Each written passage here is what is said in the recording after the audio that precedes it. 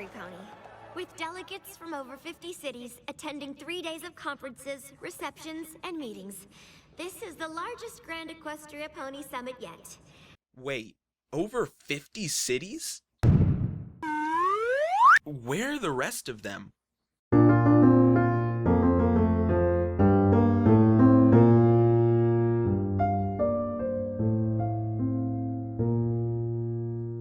Princess Spike was, in my opinion, one of the weakest episodes in the season thus far. However, like it or hate it, the episode did manage to raise a major question that could really change the way we think about the land our candy-colored ponies inhabit. The question being, just how big is Equestria? In the episode, Twilight says that the land is made up of over 50 cities. How much over? Well, if each gem in the statue represents a city and each town could only place one gem, then that would put Equestria as having at least 135 cities. But if that's true, where are they?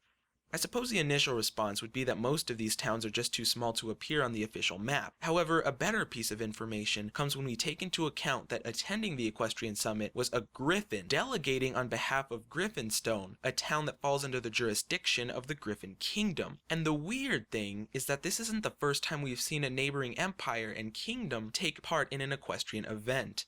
Could it be that Equestria just has a large sphere of influence, and that they welcome foreign affairs and otherwise private matters?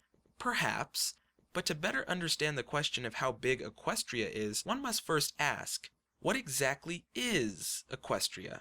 Ever since the beginning of the show, we've been taught to believe that it's a kingdom of sorts, and there's a lot of evidence that supports that. Equestria is run by a supreme ruler who has royal bloodline, as well as absolute authority over the land that falls under her rule. But what if that isn't the only Equestria? What if events such as the Grand Equestria Pony Summit and the Equestria Games isn't referring to the kingdom Equestria that we've all come to know and love, but rather the much larger continent that is made up of many different kingdoms, which is also named Equestria?